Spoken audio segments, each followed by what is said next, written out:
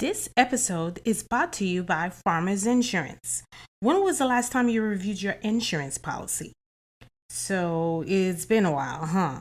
Well, no worries. My friends at the Austin Brummett Agency would love to hear from you and provide you with some amazing rates.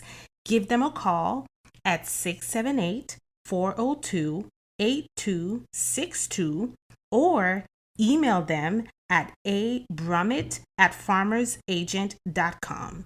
That's ABRUMIT at farmersagent.com, and tell them Harli sent you. Insiders, Inside the Bubble with Harli G is now sponsored by BetterHelp. As a partner of this episode, listeners can access the BetterHelp link located in the show notes to receive 10% off your first month of therapy with BetterHelp and get matched with a therapist who will listen and help. Go to BetterHelp, that is BetterHelp.com/inside the bubble, the link to get started.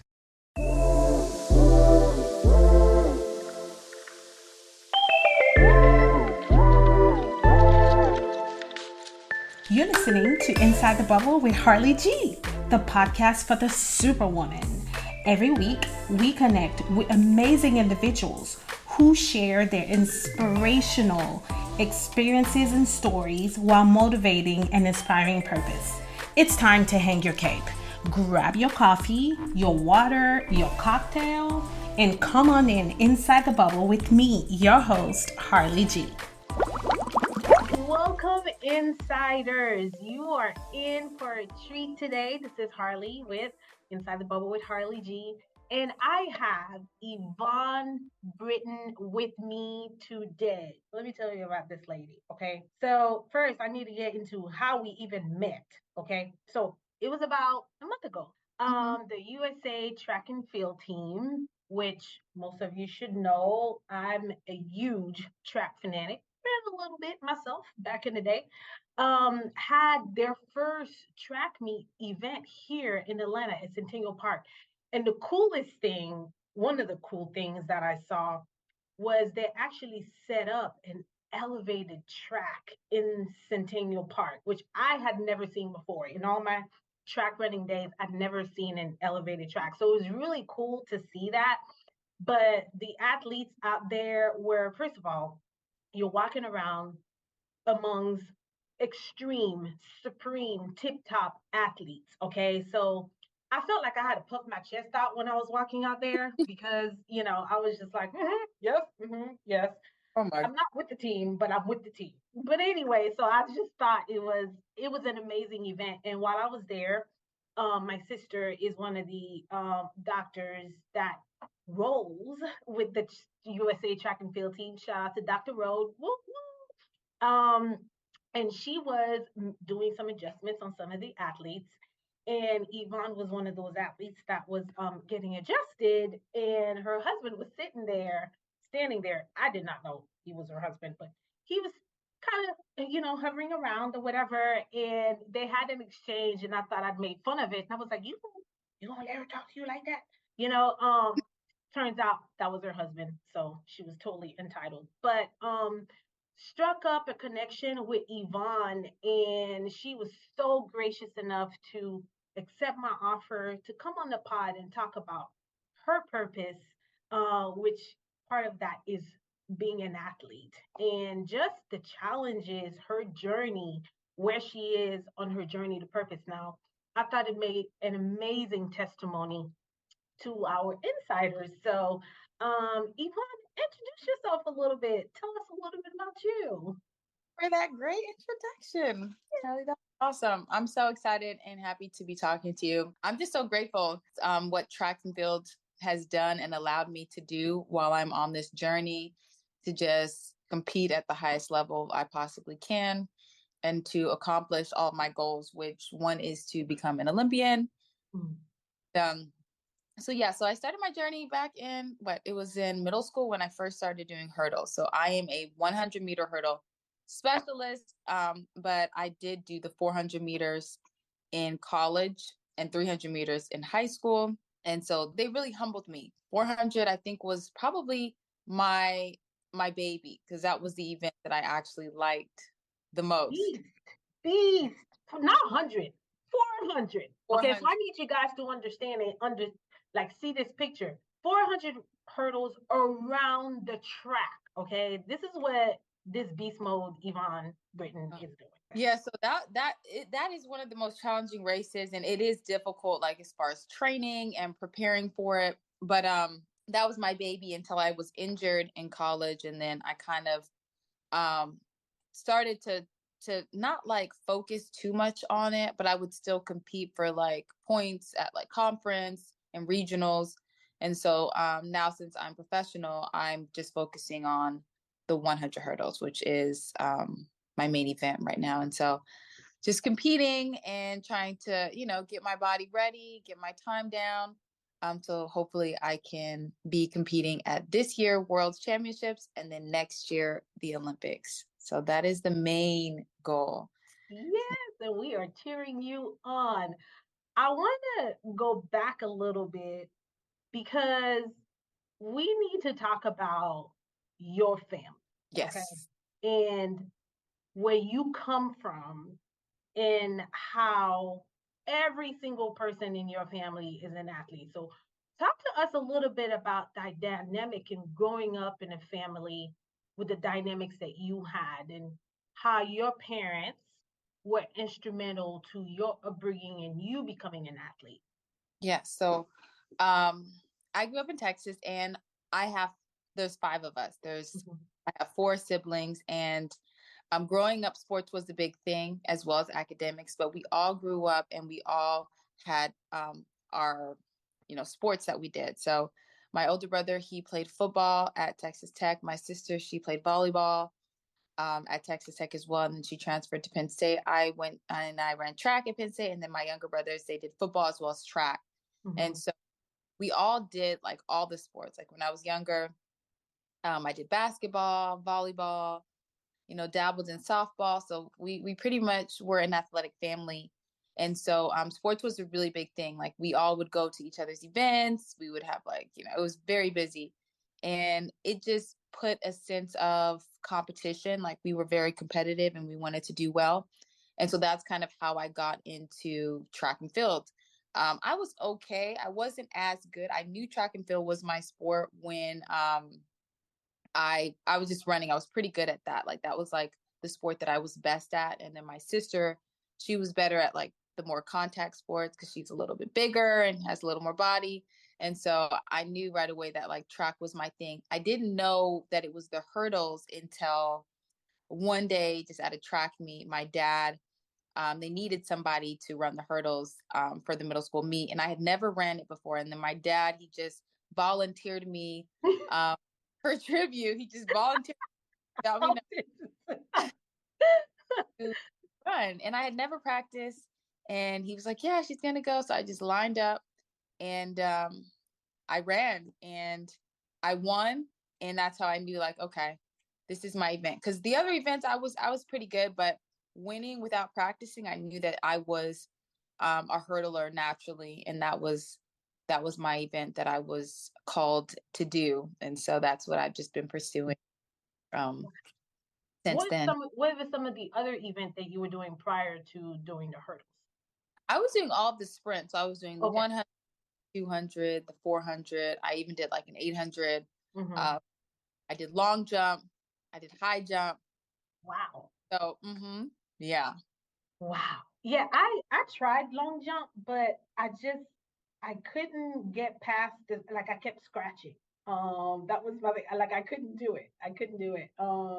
My sister, Dr. Rhodes, she actually did the long jump and she was good at it. Like that was her thing. And then my other sister, so it's three of us and we all ran track. And then my other sister, she was at 800, 1600. Uh, So more towards long distance. I was a sprinter, the 1 to 2, the 4x1, um, and the 4x4. And then yes, so we all kind of had different uh specialties when it came to track. So yeah. that was kind of cool. But yeah, so you talked a little bit about like the competition that you and your siblings grew up being very competitive. Were you guys competitive amongst each other by any chance? Like, how was that? Yeah, we were competitive with each other. Like sometimes my sister would be like, "Come on, Evonne." Well, it depends. So Okay. we all are different events. So we were competitive amongst our sport, but not really Yeah. with each other, just because we weren't competing against each other like that. But Mm-hmm. we were very like, "Come on, let's go, Evonne. Like we got to get this workout. You got to push yourself." Mm-hmm. Um, but my sister wasn't like right there with me running track, unless we were playing volleyball and we were on the same team, like we were in Mm-hmm. high school. um it was like a team effort, so we were competitive towards other teams, not really amongst each other. Got it. Got it. I'll tell you right now, me and my sisters, we talk smack. We were competitive. Yeah.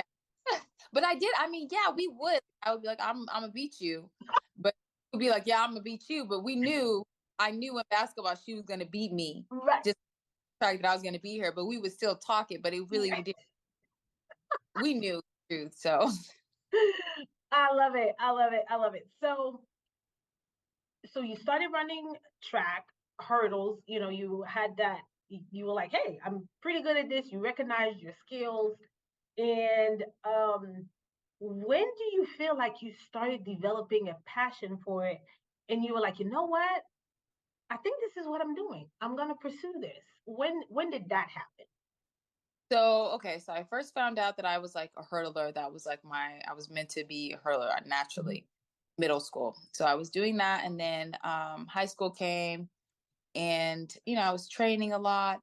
I had to focus because I was all over the place. I was in all the sports, wanted to Mhm. do everything. And then junior year and senior year, I went to states. And then senior year, I won states in Texas. And so that was really exciting. So I had been like working really hard, and then finally got what I wanted. So I was very grateful to get offers from D1 schools on full scholarships. So we did that whole visit, and then I decided to go to Penn State. So that's where I went. And at Penn State, I was there, and I had a coach. So the coach that recruited me, he ended up moving after 2 years. But it was after my freshman year when I was on the junior team, junior Olympic team, when I made it to go to Moncton in 2010 and 2011. That's when I knew, okay, I could do this, because I was like at an international level where I was competing against people from different countries. And so that was my first time like seeing, okay, now, there's different levels. Like you can compete against people here in, the States, but then when you get out, it's a different level. And so that just kind of allowed me to see how far I could go and what track and field could do for me. And especially with putting in the hard work, it showed me that when you put in hard work, even though sometimes it may not go as well as you would like from the beginning, because that season was really rough. If you would have seen how I started off, Mhm. it was not, rainbows and butterflies. It was a difficult path, but I was able to overcome those struggles, um, and be able to, in the end, do well and then medal at the Junior Olympics. So that was exciting. So I was a silver medalist in the 400 hurdles, and then I had made it in the finals for the 100 hurdles. Um, yeah. So you talked a little bit, you just touched on, you know, sometimes the season may not, whatever season, whether it's running or whether it's whatever professional, whatever aspect, your season may not go as planned.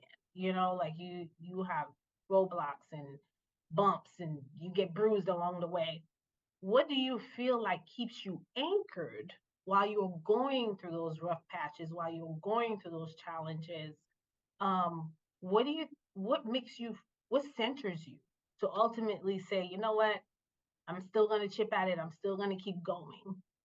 Yeah. So I like to look at track and field as like a relationship. Like sometimes you put in all the work, and maybe they're not the best to you. Like you try to be there, like you're putting in all this time, all this effort, and sometimes it's just not your season. And I like to look at it as like a lesson. So instead of thinking like I lost, Ladies, I know there's so much to do and not enough time in a day. Trust me, I'm right there with you. But what are you doing for yourself? Well, I've recently discovered Body Bar Pilates. Let me tell you a little bit about it. Body Bar Pilates will challenge all of your major muscle groups and provide you with a full body workout. Wow. Listen, I had to check it out. I took a class with Sherelle and it was amazing. They have workouts for all skill levels, whether you're just starting out or you're just looking for a new way to move your body. This is the community for you. Check out my friends at Body Bar Pilates East Cobb or give them a call at 678-941-4371. And don't forget to mention me, Harli G. Mhm. Things I learned and what was the lesson, and just building on that, because I know from past experiences and I know from future experiences, it's not going to be like an easy road. Nothing worth fighting for is going to be easy. You have to, go through some struggles. You have to go through some roadblocks, jump over some hurdles, but that's all a part of the journey. And everyone's journey looks different. Some people, it might seem like it's easy and they don't have any struggles, but everybody has their struggles, and just focusing on what you need to do, and what you need to focus on, I think helps me in overcoming those, and getting to the main goal. Mhm. I there's something that I'm actively working on, and one of my thing is because you said everybody's journey is different, right? But sometimes we look at the person and we look at where they are now, right? I'm looking at Evonne Britt. She's top of her game. She's in shape. She's doing it, and it's like, but there was so many challenges getting to here. There were so many struggles and things that we had to overcome. And sometimes we have the tendency to compare our journey to somebody else, right? We're like, well, maybe I should be where they are. Or maybe has that ever happened to you? It sometimes it does, Okay. but then remind myself that their journey is different from my journey, and so we're all different. We're all going through different things. Mhm. Maybe it's the same thing, but maybe at different times, or maybe Right. sometimes it's different things at different times. But maybe you're just at a different stage, and so you can't really do that. Like when I do sometimes look at someone and I'm like, dang, they're doing that, or she's doing this, or why is, she getting this sponsorship deal, or she's going here. But then when you start going outside of yourself, that's, I think, when that's not really going to benefit you. So instead of focusing on what other people are doing, focusing bringing the focus back to you and what you are doing and how you can get to the next step for yourself. So when I find myself doing that, because sometimes I have to catch myself. Hmm. I just bring myself back, and talking to family is good. My mom, my husband, they're very supportive. They're always helping me, making sure if I'm not feeling well, like I have like a sore muscle or some I need a massage, reminding me to take my vitamins and do everything that I need to do to help keep me on track. I find that very helpful as well. Them just being there and showing me that support. So Hmm. yeah, and speaking of support system, what does your support system look like? I think that is one of the most instrumental aspect of being on the journey to purpose is your support system, your community. What does that look like for you? They have been there for me, like my entire family. Like everybody is very supportive. All my siblings, my brothers, my sister, my parents, my mom, my dad, and now my husband. They would take me to track meets, that we would drive places, like just being there for me, cheering for me, talking to me on the phone, getting me in the right mindset, and just all the sacrifices that they do so I can do the sport that I am passionate about, means a lot to me. So when I'm out there, I'm not just competing for myself.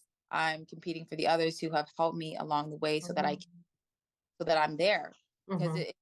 track and field is not a cheap sport, and it's Mm-hmm. not be there. And so to be able to make it that far, I wouldn't have been able to do it without my support system. And so when I'm there, I think of them like I'm not just competing for me. I'm not just competing for Evonne. I'm competing for all the people who have helped me along the way to get there. And so knowing why I'm running, I think is also very important. It's I for love my that. so Yeah. yeah. So, was there ever a time where you were just like, I don't know why I'm doing this. I don't know. I don't know. Is it really worth it? You know, Yeah.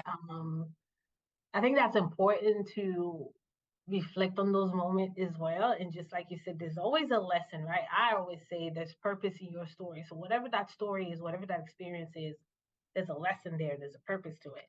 But have you ever thought, I don't know. I don't know why I'm doing this. Times track is like that, yep, that sport where it's like you're putting in so much work and then it's like a hate love relationship. Like I hate that I'm putting in all this work and then something bad happens or it doesn't go the way that I planned. Yes. But then I love that, you know, in that journey, sometimes things are going bad, but I'm not aware of why I'm going through that until after the Mm-hmm. after. So it's Mm-hmm. like in it, you're like, dang, I hate this, but that's what you needed in order to get out. So there was a couple of times, but I remember my sophomore year, I was doing so good for indoors and I was like just killing it. I was getting ready for regionals and then I like at practice, it was a great practice, but then the second rep, I had strained my hamstring. Mm-hmm. And then from the hamstring, I injured my knee. So it was like Mm-hmm. another. So then I was I was done. Like my cartilage was gone and I needed to get a procedure, like a meniscus procedure. And so that season I was injured. I couldn't walk. I was in crutches. I was rolling around campus. I had to like stay that whole summer. So I was doing summer school and then I was doing going to the trainers for my treatment and rehab. And then that was a hard time because I couldn't walk and I wasn't sure if I was going to be able to come back. Um, at all, but then like come back better. And Mm-hmm. taking every day like to just do what I needed to do, like at the trainers, making sure my nutrition was on point, I was eating right and getting the nutrients that I needed to recover. That Mm-hmm. next season, I ended up breaking the school record, and so I still have the school record. So to just be able to go through that time where I was like, you Mm-hmm. know, if I'll be able to come back and then come back better, really showed me that like, wow, I'm stronger than I think I am. Mm-hmm. And if, one day at a time Mm-hmm. about the future too much, because that can kind of discourage you. Just take it literally one day, one step, and just work your way back up. You could do more than what you ever imagined or thought you could. Yeah. What do you consider one of your biggest accomplishments? I mean, I feel like I'm just an outsider, but I'm like, you Mhm. have broken records, what do you consider on and off the track some of your biggest accomplishments? That would be a tough one. I would say every time that I like overcame things, I would say that would be my biggest accomplishment. So that rough time my freshman year, and then coming on top at Worlds and being able to medal, that was really cool. But also making it to when I was professional, I had switched coaches and I was getting into the 100 hurdles and I wasn't as confident as I was in the 400 hurdles, but I was getting more confidence in the 100s. And so making it to the finals and medaling, coming in second at indoor world championships in 2019, that really let me know that, yeah, I am where I need to be. I am um, a short hurdler Mm-hmm. and I can be fast as long as I put in the work, because that season was difficult, and to be able to know that like, okay, I can do this. I am Mhm. supposed to do this. And it kind of made the doubt go away. So then I could just focus 100% on like, okay, I'm doing this. And then just putting all my focus at what I'm doing and knowing that good results are going to come from it. So I think it's also a mindset because, Mhm. Mhm. but it's also a mental part and just like positively reinforcing that, you can do this and not thinking like, okay, negatively, like, can I do this? But knowing that you can and shifting that mindset helps you when you're doing it to like do it 100%. Mhm. So, Wow. I want to ask you, what is your definition of purpose? hmm, it would be to do something that you are passionate about and that you want to make a difference and track is not it is a sport, but it's taught me so many things outside of the sport, Mhm. um, like being dedicated and consistent.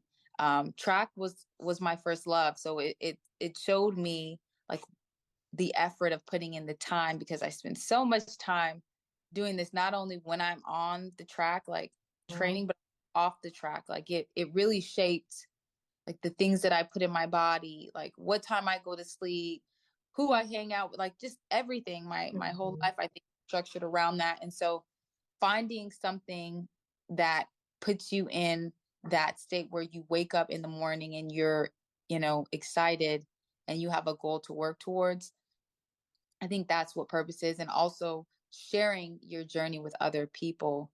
Mhm. Um, everybody's journey is different. And so sharing my story of how I'm going to get to accomplish my goal to share with other people and teach them and show them that like, look, if I can do it, this is my journey, then, maybe I can inspire someone to show that they can do it as well. Mhm. So, what would you like your legacy to be? Hmm. That's a good question. I don't know. That's just someone that made a difference Mhm. and showed that, you know, I could do what I set my mind to, regardless of all the obstacles. And yeah, I could overcome anything I set you Mhm. set your So, I know that you're making a difference. I mean, I can just imagine all the little girls that are looking up to you and saying, "I'm gonna do hurdles now." I mean, that's amazing. On this, we're all in different places when it comes to journey. Um, and even when you are on that journey of purpose, it feels like it's continuously evolving. It's like, oh, okay, so I thought I arrived, but apparently not. So, so there's another thing now, or it branches out. It continues to grow and shape and just take a life of its own. And some people are like, hey, I need to figure out what my purpose is. Some people say, I am on this journey to finding out what it is. I'm getting there, but I know I'm not there yet. And then some people are like, yes, I'm walking in my purpose. This is what I was meant to be doing. And then, it evolves. Where do you feel like you are on your journey to purpose? I feel like I'm getting to know what it is. Like I know it's track, because that's kind of just what I've been doing, but I'm still figuring out like different ways that I can make an impact on the sport, like what I can bring um in my evolution on the track, like how I can evolve as a person that can evolve the sport, if that makes Mm-hmm. sense. Mm-hmm. Different people have like their different things that they're maybe known for. So I'm just trying to figure out what my thing is, so that I can be known for that. Oh, well, we are very much looking forward to following you on that journey and supporting you, of course. I am so thankful that you took time out of your busy schedule. Oh, I do want to ask this though. What does a day in the life of Evonne looks like? Oh, we want to know. We want to know these things. Day in the They- life. Yes. Mm-hmm. So usually I wake up pretty early, like around what 6:30, Okay. Mm-hmm. and I do like some, prayers to kind of give my faith some time to be appreciative. And then I get ready for practice. I eat some breakfast, and I usually have like either oatmeal or yogurt with maybe some eggs and some toast at the workout. So it gives me enough time before I have to drive to practice. Practice is like about an hour away. So then I get in the car and I go. I'd say about like maybe 45, depending on traffic in Georgia. Yeah. Because, yeah, it might Yeah. be where from 45 minutes to like 50, 55 minutes. Okay. Yeah, so it's not that bad. Yeah. Yeah. Mm-hmm. Or I get to practice. I train for like about maybe 2.5 hours. And then I'll head back home or run some errands, like if I need to go grocery shopping or, pick up some things, come home, lunchtime. Mm-hmm. Um, After lunch, I'll work on some things, whether that's brand deals or editing or training, because I also coach Mm-hmm. youth. So I'll do that, and then come home, cook dinner, get ready, stuff ready for the hubbies, Mm-hmm. clean, and then we'll eat dinner, and then do our nighttime routine. So that's just getting ready for bed, winding, reading, um, taking my supplements, making sure, if anything bothers me, I'll stretch, roll out. Mm-hmm. Yeah. All right. So you're on the track practicing for about 2.5 hours. Does that vary if depending on where you are in the season, or is that like the most that you get to practice? That'll be the most that we get to practice. Okay. Yeah. And then like, is it every day or like 5 times a day? It's like I mean, 5 times a week, meaning, yeah. have 2 days off. So we have Okay. two rest. It also depends on whether we're in season or out of season. So Mm-hmm. sometimes we're going to be competing on like, Saturday Mm-hmm. or maybe Friday. And that's usually Friday's usually rest day. Or Wednesday, we might need to, Wednesday's usually rest day, but we might need to do a pre-meet. Like today, we had to do workout because we're competing. So it just depends. But usually it's like 5 days, 5 good Okay. days. Two rest because you need to rest. Yes, rest You is def- important. What Yes. and yes, it is. Rest is absolutely important. But sometimes I find myself overworking myself, because I feel like, hey, the harder I go in, the better the results are going to be. So do you find that maybe in the past you have done that? You're like, okay, maybe I'm overdoing Yeah. I have definitely learned that sometimes less is more, and recovery is important because that's going to help with preventing injuries. it. Because Hmm. when you are doing too much, you might overdo it, and Hmm. then that you do more harm than help, which is what you want to do. So I feel like gradually, just maybe increasing it and just working gradually is a better routine, and something I feel is more effective than just like trying to go hard and then like Yeah. just burn out, and then you have to like rest. Your body's forced to rest. So, but listening to your body is also important because everybody is different. Some people can take more than others. Hmm. And so listening to your body too, if something's bothering you or something's sore, you listen. Yeah. Don't. Okay. You heard it, folks, from Evonne. Listen to your body. Don't overdo it. Harli. Listen to your body. Don't overdo it. So right now you mentioned that you had a meet. So what's coming next as far as like meet? You have the goal of making it to the Olympics. So what does that look like for you? So right now we're just fine tuning, competing. So our season is different from collegiates. Professionals, we kind of just started, so we're kind of getting into the grid of things. So we'll train, we'll be sore, and then we need to compete. So the next meet will be here in Tennessee. So it'll be in Nashville this weekend. Okay. Uh, it'll be another ATL meet like the Atlanta Games meet Hmm. here. but it'll just be in Nashville, Tennessee. So I'm excited for that one. That track is pretty good. And then I have a couple meets in here again, and then I'm going to be going to Canada. Yeah, so hopefully, yeah, the end of the month, and then we'll see what else is on the schedule. So Okay. And so when do you actually have to qualify for the Olympics? So we have to qualify for the Olympics next year. So that'll be in 2024. Okay. But we have all this time to qualify. Okay. Mm-hmm. Okay. Cool.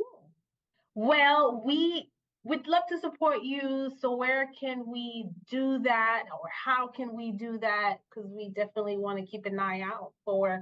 So that way, when you win the Olympic, I could be like, okay. So on all of my platforms, so that's like Instagram, YouTube, TikTok, it's EVO, so Evonne, EVO, and then Wings, WINGS. So Evo Wings. All right, because she's the fly girl. Okay. That's right. All right. Well, thank you so much, Evonne, for again taking time out of your schedule and coming on the pod and sharing your story and inspiring others that are on their journey to purpose, wherever they are, inspiring them to be persistent, continue working at it, because, like you said, sometimes you don't realize the lesson or the purpose until you're out of it and you're like, that was like, oh, okay. But it takes persistent, right? It takes you dusting yourself off when you get bumps and bruises and continue to take one more step. And then in the end, I really truly feel like it pays off. So thank you so much. We look forward to following you, supporting you, cheering you on as you make it to the Olympics. As you make it to the Olympics, I'm calling it. And we'd love to continue to just like I said, support you on your journey. So thank you so much. Insiders, that's our show for today. Please go on Instagram, follow Evo Wings, because she's the black girl. Follow Evonne and like, share, follow. And we'd love to hear from you. If you love this episode, don't forget to drop a review on whatever platform you're listening to. And you know what I always say, there's purpose in your story. Until next time.